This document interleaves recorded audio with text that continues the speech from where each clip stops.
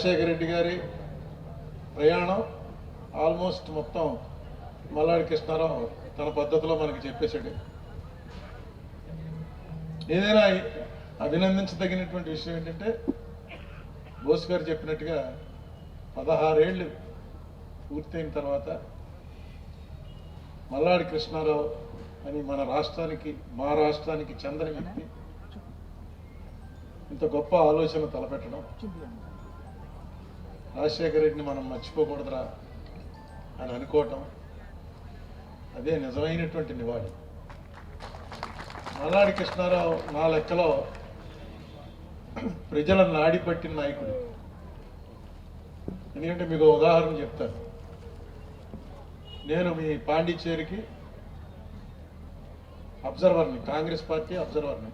అంటే ఇక్కడ ఏం జరిగినా నాదే బాధ్యత, నేను వెళ్ళి సోనియా గాంధీ గారికి రిపోర్ట్ చేయాలి.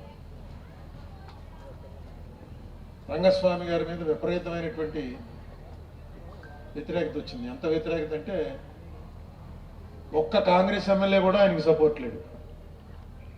ఒక్క ఎమ్మెల్యే లేడు, స్పీకర్ లేడు, మంత్రులు లేరు. కృష్ణారావు అలా అలా డాన్సింగ్లో ఉన్నాడు. ఎందుకంటే రంగస్వామి కూడా చాలా ఇష్టం ఇంకంటే ఈయనంటే. రంగస్వామిని తీసేయకి తప్పదు సీఎం, ఎందుకంటే మొత్తం ఎమ్మెల్యేలు దింపేస్తారు, లేకపోతే నో కాన్ఫిడెన్స్ పెట్టి వెంటనే స్పీకర్ గారు ఒప్పుకుంటారు, దింపమంటారు, అవమానకరంగా వెళ్ళిపోవాల్సి వస్తుంది. కృష్ణారావు నాకేం చెప్పేవాడంటే రంగస్వామిని దింపేశారా కాంగ్రెస్ అయిపోతుంది జాగ్రత్త అని చెప్పేవాడు. పోనీ నువ్వు అది బయట బహిరంగంగా చెప్పచ్చు కదా, అందరు ఎమ్మెల్యేలతో వాళ్ళు నా మాట వినలేరు. సోనియా గాంధీ కనుక రంగస్వామిని తీయను అని చెప్తే అప్పుడు అందరం మాట్లాడకుండా ఊరుకుంటారు. అప్పుడు కూడా రంగస్వామికి అనుకూలం వారు మాట్లాడకుండా ఊరుకుంటారు. కానీ రంగస్వామిని మాత్రం తీస్తే కాంగ్రెస్కి చాలా ప్రమాదం. అన్ని తీసుకెళ్ళి ప్రమాదంలో పారేస్తావేంటి? ఏం చేయాలో చెప్పంటే సోనియా గాంధీ చేత ఒక మాట చెప్పించు, రంగస్వామిని తీయట్లేదు అని. లేకపోతే సోనియా గాంధీ గారు చెప్పారు, నువ్వు చెప్పు, ఏదో చేయి. కానీ రంగస్వామి గారిని తీయటం మంచిది కాదు పార్టీకి. సోనియా గాంధీ గారికి వెళ్ళి ఇదంతా ఎక్స్ప్లెయిన్ చేశాను. చేస్తే ఆవిడంది సరే అయితే ఒక పని చేయి, రంగస్వామి గారిని పిలిచి ఒక రాజీనామా లెటర్ తీసుకో, దాంతో ఎమ్మెల్యేలకు చూపించి చెప్పు, ఇదిగో రంగస్వామి గారు రాజీనామా ఇచ్చేశారు, సోనియా గాంధీ గారికి ఇస్తున్నాను, కొంచెం ఓపిక పట్టండి అని. మనం అది ఆ లెటర్ మన దగ్గర పెట్టుకుందాం, అది ఎప్పటికీ కూడా ఆమోదించద్దు, అతను కొనసాగుతాడు. ఈ విషయాన్ని మీ కృష్ణారావుకి చెప్పు అంటే, మధ్యలో కృష్ణారావు ఉన్నాడని ఆవిడికి చెప్పాను. తెలుగు నియోజకవర్గం ఉంది, అతనికి చెప్పాను. అంటే కృష్ణారావుకి చెప్పాను, ఇదయ్యా ఇంతకన్నా మంచి ప్లాన్ లేదు, రంగస్వామి తీసేస్తున్నారని అందరూ అనుకుంటారు. సరే రంగస్వామిని మా ఇంటికి పంపించాడు. రంగస్వామి గారు వచ్చాడు. మీ అందరికీ తెలుసుగా రంగస్వామి మాట్లాడేసి అలా కూర్చుని ఉంటాడు. ఏమన్నా రంగస్వామి గారు ఏంటంటే మీరేం చెప్తే అది అంటాడు. రాజీనామా ఇచ్చేస్తానంటే పెన్న తేలేదు, పెన్ను ఇంట్లో తీసుకొచ్చి వదిలేవా రాజీనామా రాదని కూడా చెప్పాడు. కృష్ణారావు ఏం చెప్పాడు, మీ ఇంటికి వస్తున్నాడు, ఎలాగోలా పెట్టించండి, నీకున్న మొత్తం అన్ని ట్రిక్స్ ప్లే చేసి ఎలాగోలా కాగితం మీద సంతకం పెట్టించు, వదిలితే దొరకడం మీకు. అలా కాసేపు ఉండి ఏమన్నాడంటే, ఆయనకు ఒక గురువు ఉన్నట్ట, స్వామీజీ ఎవరో, ఆ స్వామీజీ దగ్గర నేను మంచి రోజు చూసుకుని మీకు రాజీనామా పంపించేస్తాను, మీరు అలా చెప్తే అలాగే, నా కృష్ణారావు చెప్పాడు అన్ని విషయాలు, మీరు అలా చెప్తే అలాగే అన్నాడు. వెళ్ళిపోయాడు. మళ్ళీ ఆయన నేను కలవలే, ఇంకా అదే పోవటం. ఏం చేయాలి? ఎమ్మెల్యేలు అందరూ వచ్చేసి మీటింగ్లు ఎలా పెట్టాను, చిత్ర విచిత్రం అనమాట. మీటింగ్లు జరిగితే పాండిచ్చేరిలో జరగాలి, లేకపోతే ఢిల్లీలో జరగాలి. ఒక మీటింగ్ విజయవాడలో పెట్టారు. విజయవాడ మీటింగ్ ఏంటల్లా అందరూ వచ్చేసారు. ఏంటంటే రంగస్వామి తీసేయండి. ఈయన వచ్చేసేవాడు వాళ్ళతోటి, వచ్చి కూర్చుని అంతా అయిపోయి వెళ్తే జాగ్రత్తగా ట్యాకిల్ చేయండి, జాగ్రత్తగా ట్యాకిల్ నాకు హెచ్చరిక చేసేవాడు. ఇది ఎక్కడ వాడు ఓహో అనుకుంటే, సరే చివరికి నేనే వెళ్ళి రంగస్వామి గారిని తొలగించి ఎవరిని వైద్యలింగం గారిని చీఫ్ మినిస్టర్గా చేసి ఆ రోజు దగ్గరుండి కార్యక్రమం చేయి. ఎందుకంటే పార్టీ ఇన్ఛార్జి ఉండాలి కదా. సరిగ్గా నెక్స్ట్ ఎలక్షన్ జరిగింది, కాంగ్రెస్ సరిగ్గా కృష్ణారావు చెప్పినట్టే కాంగ్రెస్ వెళ్ళిపోయింది. రంగస్వామి గారు సొంతంగా పార్టీ పెట్టుకుని చీఫ్ మినిస్టర్ అయిపోయింది. ఈ విషయం నాకు ఎప్పుడో చెప్పాడు. నాకు అదే ఆశ్చర్యం. ఇప్పుడు తలుచుకుంటుంటే అనిపించింది, ఇతనేం చదువుకున్నవాడు కాదు మీ కృష్ణారావు. అక్కడేమో పాండిచేరిలో తమిళ్ మాట్లాడేసేవాడు, అక్కడ ఢిల్లీ వస్తే ఇంగ్లీషు హిందీ 2 భాషలు మాట్లాడేసేవాడు. ఉత్తప్పుడు మాత్రం ఏమీ తెలియనట్టు ఇలా ఉంటాడు. అదే అనుకుంటాను నేను, రాజకీయ నాడి పట్టగలగటం అనేది చాలా తక్కువ మందికి ఆ నాడి దొరుకుతుంది. మల్లాడి స్వామికి ఇక్కడే కాదు, ఈవెన్ ఆంధ్రప్రదేశ్లో కూడా నా ఎలక్షన్లో కూడా నాకు వచ్చి చాలా సాయం చేశాడు. నా ఎలక్షన్లో కూడా ఎవరెవరు నాకు దెబ్బేస్తున్నారో నాకు తెలియదు, కానీ ఆయనకి తెలుసు. పలానా వాడని వాళ్ళ ఇంటికి వెళ్ళి వాడు ఎవడు చెప్తే వింటాడో తెలుసుకుని, అంటే ఈ రాజకీయం అనే దాన్ని ఒక సీరియస్ గేమ్ కింద ఆడినటువంటి వ్యక్తుల్లో మల్లాడి కృష్ణారావు ఒకడు. అందుకే రాజశేఖర రెడ్డి గారికి అంత ఇష్టం.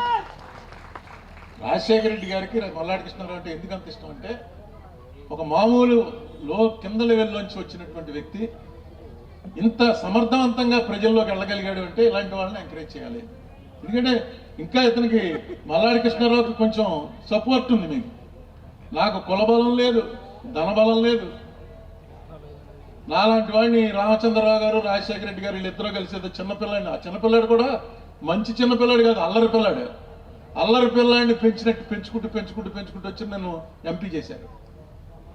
ఇది కేవలం ఏళ్ళ వల్ల అయింది తప్ప ఇంకోటి ఎవడో నాతో పని చేయించలేడు అసలు. ఎందుకంటే నేను పని చేయను, నాకు పని చేయాలంటేనే భయం వేస్తుంది. అలాంటి వాడిని నా చేత పని చేయించారు. ఎవడో చేయని పనులన్నీ కూడా నా చేత చేయించారు. నన్ను ఎంపీని చేశారు, 2 సార్లు ఎంపీని చేశారు. రాజశేఖర రెడ్డి గారు చనిపోకుండా కనుక ఉండుంటే డెఫినెట్గా నాలాగే ఇంకా చాలామంది నాలాంటి వాళ్ళు, అంటే ఇప్పుడున్న రాజకీయాల్లో ఫిట్ అవడానికి అవకాశం లేనటువంటి చాలామందికి చాలా ఉజ్వలమైన భవిష్యత్తు ఉండేది. నిజంగా ఈవేళ మళ్ళీ ఒకసారి గుర్తు తెచ్చుకుంటే ఆ పాత రోజులు రాజశేఖర రెడ్డి గారితో, ఏంటి ఎంత గొప్పవాడా రాజశేఖర రెడ్డి, ఎలా అయిపోయాడురా బాబు, చిన్నప్పటి నుంచి తెలుసున్న రాజశేఖర రెడ్డి ఇంత గొప్పవాడా అని. ఎందుకంటే ఇక్కడ చూపించిన మీ షోలో ఇంత కూడా అబద్ధం కానీ ఎగ్జాజరేషన్ అతిశయోక్తి కానీ లేదు, ఉన్నదాన్ని కొంచెం తగ్గించే చెప్పారు. రాజశేఖర రెడ్డి చేసిన పనుల్లో 90% ప్రజెంట్ చేశారు తప్ప 150% ప్రజెంట్ చేయలే. ఎప్పుడు చేశాడు ఈ పనులన్నీ, ఎలా చేశాడు అని ఒక్కసారి తలుచుకుంటే ఏంటి చచ్చిపోవడం ఏంటండి, చచ్చిపోయారు జనం. రాజశేఖర రెడ్డి చచ్చిపోయాడని నాకు ఆశ్చర్యం వేసింది. ఇలా జరుగుతుందా అసలు?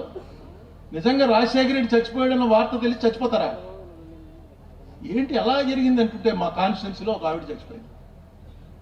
లేకపోతే ఇదేదో బాగా దొరికింది, అసలు కరెక్ట్గా జరిగింది ఏంటో తెలుసుకుందాం అని ఎవ్వరికి చెప్పకుండా నేను వెళ్ళాను. వాళ్ళ ఇంటికి వెళ్ళాను 10-15 రోజులు అయిపోయిన తర్వాత వెళ్ళి, అప్పుడు ఏమమ్మా ఏం జరిగింది ఏంటంటే, ఆ చచ్చిపోయిన ఆవిడ హస్బెండ్ ఆయన ఏదో చిన్న రోజు కూలీ లాంటిది ఏదో చేసుకుంటే, రోజు కూలీ అంటే ఎలక్ట్రీషియన్ అలాంటిది ఏదో, అంటే ఏ రోజు ఆ రోజు సంపాదించుకునే అతని భార్య, చిన్న కొడుకు అక్కడే ఉన్నాడు. భార్య చచ్చిపోయింది. చూడగానే ఏంటి అసలు ఎలా పోయింది ఏంటి, రాజశేఖర రెడ్డి గారి మరణ వార్త వినగానే పోయింది అంటారు ఏంటంటే, అది అంత పెద్ద కాదండి అన్నాడు. చెప్పు పర్లేదు, అది వినడానికే వచ్చాను నేను. మా ఆవిడికి మాకు పెళ్ళి 15 ఏళ్ళకి గర్భవతి అయిందండి. ఆ 15 ఏళ్లలో పెళ్ళైన ఆడవాళ్ళకి ఇమీడియట్గా ఏడాది తిరిగేటప్పుడు కాకపోతే మిగతా ఆడవాళ్ళే ఒప్పుకోరు, గొడవ చేస్తారు. ఆ 15 ఏళ్ళు టెన్షనే, దేవుడికి దండం పెట్టుకోవడం, గుళ్ళు చుట్టూ తిరగటం ఏదో పడ్డారు. 15 ఏళ్ళకి ఆ అమ్మాయి గర్భవతి అయ్యి ఒక కొడుకు పుట్టాడు. ఆ కొడుకే వాడికి ఏడాదిన్నర వచ్చేటప్పటికి వాళ్ళకి తెలిసింది ఏంటంటే, వాడి గుండె పనిచేయదు. వాడి గుండె ఎప్పుడు ఆగిపోతుందో తెలియదు. దానికి ఏదో గుండెలో కన్నం ఏదో అంటారు, చిన్నపిల్లలకు వస్తుందట. అది కృష్ణార్జున చౌదరి గారు చెప్పాలి. అప్పుడే రాజశేఖర రెడ్డి గారు సీఎం 6 నెలలకో 9 నెలలకో ఒక డెసిషన్ తీసుకున్నారు. ఎవరో ఇలాంటి చిన్నపిల్లాడి కథ విని ఇలాంటి పిల్లలకు వచ్చిన గుండె ఆపరేషన్లన్నీ కూడా ఫ్రీ. ఇంకా అప్పుడు ఆరోగ్యశ్రీ రాలే, వీళ్ళందరికీ కూడా ఫ్రీగా ఆపరేషన్ చేయండి, గవర్నమెంట్ విల్ పే అన్న. అంటే ఆ కుర్రాన్ని తీసుకెళ్ళి ఆపరేషన్ చేశారు. వాడు సంపూర్ణ ఆరోగ్యంలోకి వచ్చాడు 2 ఏళ్లకో 3 ఏళ్లకో. ఈ తల్లి ఈవిడ హార్ట్ పేషెంట్. ఈవిడ కూడా ఒక హాస్పిటల్కి వెళ్ళి హార్ట్ ఆపరేషన్ చేయించుకునే ఆర్థిక పరిస్థితి లేదు. చాలా లోవర్ మిడిల్ క్లాస్, రెక్కాడితే కానీ డొక్కాడదు. ఆవిడికి ఏం జరిగింది, ఆరోగ్యశ్రీ వచ్చింది. ఆరోగ్యశ్రీ రాగానే హైదరాబాద్ వెళ్ళి అక్కడ కేర్లోనో అపోలోలోనో మరి ఏ హాస్పిటల్, పెద్ద హాస్పిటల్కి వెళ్ళి చూపించుకుంది. చూపించుకుంటే వాళ్ళు డేట్ చెప్పారు, 3 నెలలకో 4 నెలలకో మీకు ఆపరేషన్ చేస్తాం, అందాక ఈ మందులు వాడు అని. అంటే ఏంటి, కొడుకుని బతికించాడు రాజశేఖర రెడ్డి, తనని బతికిస్తున్నాడు తనకి బాధ లేకుండా. ఇంకా కుటుంబానికి రాజశేఖర రెడ్డి దేవుడైపోయాడు. సరిగ్గా ఇది జరిగిన నెలన్నరకో 2 నెలలకో రాజశేఖర రెడ్డి చచ్చిపోయాడు. చచ్చిపోగానే అందరూ బాధపడతారు, ఆవిడ బాధపడుతోంది. ఎక్కువ ఆవిడకి ఇంకా ఉద్వేగం ఆపుకోలేక చచ్చిపోయేంత పరిస్థితి ఎందుకు వచ్చిందంటే, ఆ చిన్న కుర్రాడు కాడికి అప్పుడు 5 ఏళ్ళు వచ్చాయి. వాడికి సైకిల్ కొనిచ్చారు, 3 చక్రాల సైకిల్ తొక్కుకునేది. ఆ ఇంట్లోనే, ఆ చిన్న ఇంట్లోనే వాడు ఆ సైకిల్ తొక్కుంటూ టీవీలో చూసింది, అమ్మా అన్నా నమస్తే, అమ్మా నమస్తే అని. రాజశేఖర రెడ్డి గారు చచ్చిపోయినప్పుడు అన్ని టీవీల్లో అది ఆఖరి చూపించారు. వీడు కుర్రాడికి ఏం తెలుసు రాజశేఖర రెడ్డి ఎవరో ఏం తెలుసు, ఏదో ఇదే చూపిస్తున్నారు అన్ని టీవీల్లో. వీడు 3 చక్రాల సైకిల్ తొక్కుంటూ వాళ్ళ అమ్మకి నాన్నకి అమ్మ నమస్తే, నాన్న నమస్తే అంటూ తిరుగుతున్నట్ట. వాడిని చూస్తే ఇంక ఈవిడ కంట్రోల్ చేసుకోలేకపోయింది, ఏడ్చి ఏడ్చి ఏడ్చి కంట్రోల్ చేసుకోలేకపోయింది. వాడు ఆగడు, ఇల్లు చిన్నది, కాసేపట్లో మళ్ళీ సైకిల్ తొక్కుతాడు, మళ్ళీ ఇదే మాట అంటాడు. దాంతో రాత్రి కష్టం అయిపోయిందండి. హాస్పిటల్ తీసుకెళ్ళాం, తెల్లారేటప్పటికి పోయింది. ఆపరేషన్ ఇంకొక 15-20 రోజులు ఆపరేషన్ జరిగితే ఏమవుతుందో తెలియదు, కానీ అనుకోకుండా సడన్గా అది ఏమైందో తెలియదు, కానీ హాస్పిటల్ కూడా తీసుకెళ్ళానండి. రాత్రి ఉంచారు, పొద్దున్నకి చెప్పారండి బతకలేదు, చచ్చిపోయింది. కేవలం రాజశేఖర రెడ్డి గారు చచ్చిపోయిన రోజు నుంచి ఇంకా ఆవిడ అలా ఏడుస్తూనే ఉంది. రెడ్డి గారు ఆయన చచ్చిపోవడం వల్ల ఈవిడ చచ్చిపోయిందని చెప్పడం, కానీ ఆయన చావకపోతే మాత్రం ఈవిడ చావదండి అన్నారు.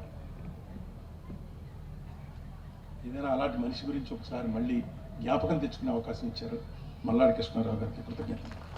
చరిత్ర సృష్టించినోడు ఇప్పుడు ఆ చరిత్రని తిరగరాయబోతున్నాడు. అబద్ధాల గోడల్ని బద్దలు కొట్టి నిజాలను రాగా మీ ముందుంచబోతున్నాడు. నిజమైన వార్తల కోసం వెంటనే డౌన్లోడ్ చేసుకోండి రా యాప్ని.